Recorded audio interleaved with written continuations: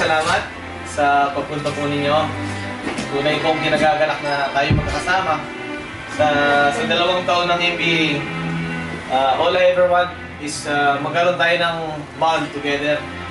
Na yun ang pinipilit ko lagi na magkaroon tayo. Kaya lagi ako nag-insist na kahit konti lang na oras, magbigay tayo para sa mga kasamahan natin. Kasi from that point, nagkakaroon tayo ng magandang relationship.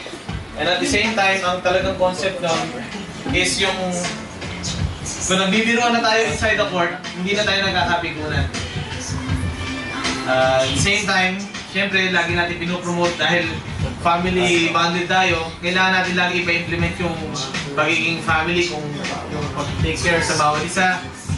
Minsan, nagbibiruan tayo, minsan nagkakasakitan, pero along the way, yun ang talaga ang buhay eh. As you can see, 2 years have passed since na-founded ang NBA. People come and go. May dumating, may umalis, nadagdagan, pero we still live on. Tuloy pa rin tayo.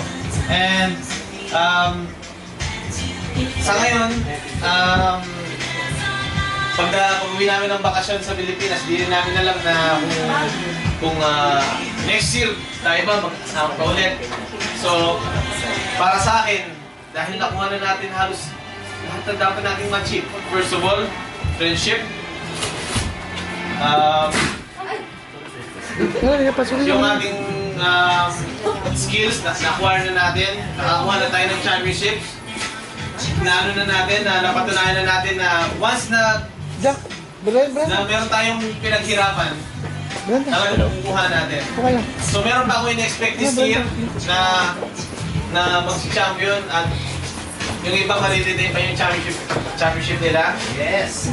Dahil ako naniniwala ako ever since na nabuo yung NBA, na nakuha ko lahat ng mga players na to. Ako naniniwala na sa skills nila nung pumasok pa lang sila. So you have to believe in yourself na kaya nyo rin mag-champion kayo sa sarili nyo. Kasi lahat nag-start parang kagaya ni Wayne at saka ni Allen. From Dajo and Angelo. Nag-start lang sila, palaro-laro lang sila sa loob ng court.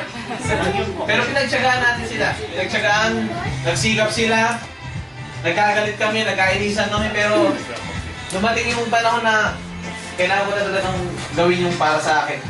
Hindi lang yung nagbibigay si coach. Kailangan gawin ko yung para sa akin para may patunayan ako sa mga pinagagawa ko. And then, yun nga, 2000, anong year ba yung MVP? 2013?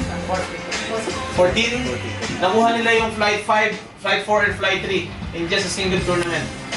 So imagine niyo yung expectations ng tao sa kanila na hindi mananalo. We were with them. Ako lagi dun ako sa tabi nila and naniwala ako na basta hindi na sila kakabahan at gagawin ng nila na dapat nilang gawin, makukuha nila. And binigay ng Panginoon niya sa amin at simula no, marami nang gusto pumasok pero nag-hesitate sila. So, hindi lahat kasi pwede natin piliin dito sa NBA na pumasok. So, ang akin lang is cherish natin yung panahon na to, kasama tayo. Dahil after some time, alis na yung mga bata.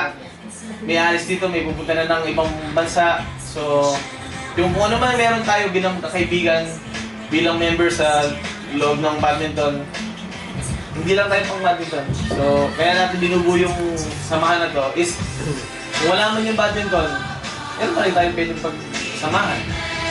So, yun yung pinaka-importante sa akin na na-achieve ngayong 2 taon na tayo may get. Yung camaraderie, tsaka yung nararamdaman mo yung pagmamahal, at tsaka yung pagkikare sa bawat isa. So, tonight, nakikita mo yun, dahil magkasama tayo lahat dito, kahit ano man ang sitwasyon, sila mama si may sakit yung anak nila, pero they choose to come para to be with us. Dahil kahit may anak yung anak nila ay may sakit, pero they chose to be with us. So, kailangan i-appreciate natin yun. Ganon din sila, may trabaho si Glenda, na-late sila. For whatever reason, lahat tayo nakarating. Kailangan maging happy tayo. So, yun lang po.